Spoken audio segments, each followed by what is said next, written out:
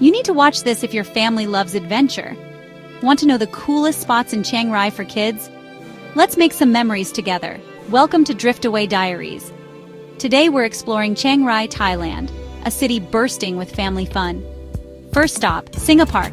Imagine cycling through endless green tea fields, feeding fluffy animals, and even zipping through the air, all in one place. There's a tram tour if you want to kick back too. Next, the Chiang Rai Night Bazaar.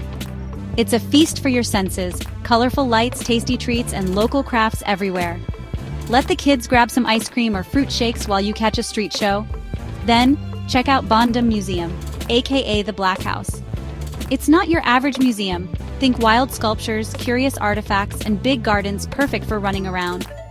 Heads up, some art might be a bit spooky for little ones. For animal lovers, Elephant Valley Chiang Rai is a must. Feed gentle elephants, snap some amazing pics, and learn about conservation. All ethically, no riding here. Finally, relax with a Kok River boat ride.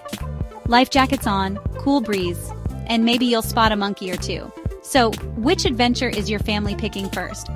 Drop a comment below, like, and subscribe to Driftaway Diaries for more family travel magic.